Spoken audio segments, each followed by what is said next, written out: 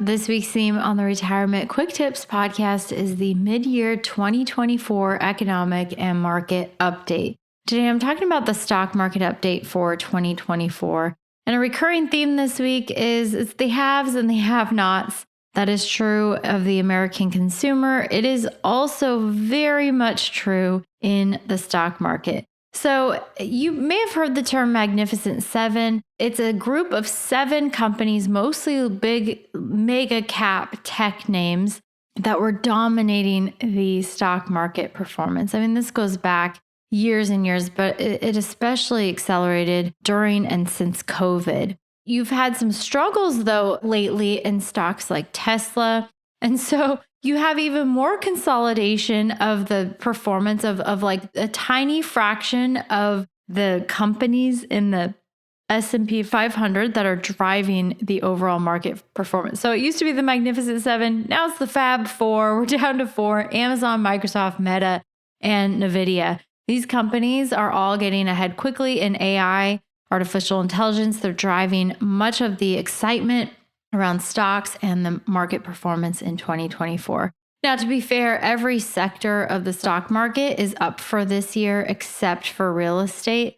It's just that nearly 40% of the S&P 500, so there's 500 companies in the S&P 500, but it is a market weight index, meaning that the largest companies make up the biggest portion of the index. So it's not 500 equal parts in the index, it's a market weight. So the largest names comprise the biggest portion of the index. And so now you have it where these companies have outperformed now for years and years and years, that nearly 40% of the S&P 500 index is concentrated in just a handful of the mostly tech largest names overall in the index.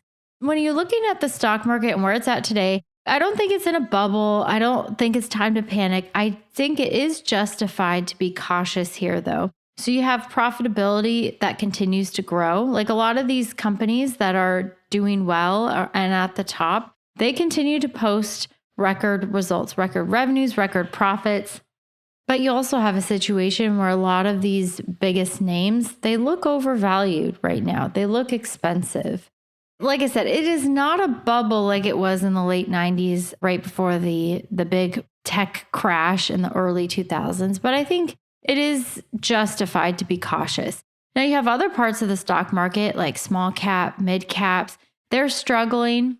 The Russell 2000 index, which has a lot of the smaller and mid-sized companies in the stock market, it's barely in positive territory this year. And then you look outside the US, stocks are kind of just getting by, like 4 or 5% returns for the year.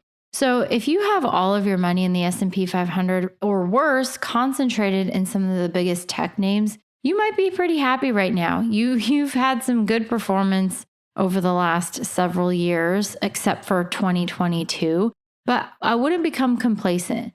If you're more diversified, like you have small cap companies, mid cap, you have value stocks, international, you don't just have the S&P 500, you might feel like you're somewhat left behind right now. But keep in mind that a more diversified portfolio is not going to be subject to the kinds of risks that exist in the market weight S&P 500 index. So much of the wealth there is concentrated in the hands of a very small number of companies, and it's very unbalanced. And by the way, if you'd like to see how diversified you really are in this current market environment, you can get a free under the hood portfolio analysis. It's going to show you how your portfolio is allocated among stocks, bonds, cash, how much you have invested in various sectors, like how much do you actually have in tech companies, how much do you have in healthcare, how much do you have in banks, how well diversified is your portfolio across different geographic regions. The analysis, the under the hood portfolio analysis, is going to show you, most importantly,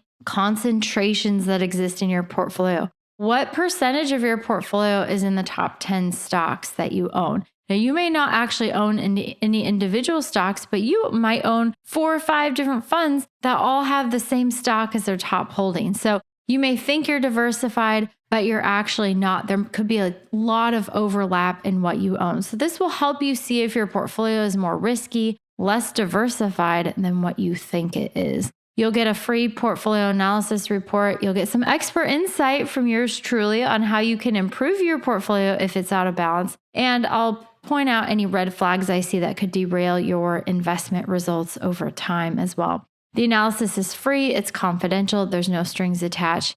If you'd like one for you and your nest egg in your investment portfolio, you can get started. Just send me an email, ashleym@truenorthra.com. Again, that's ashleym@truenorthra.com.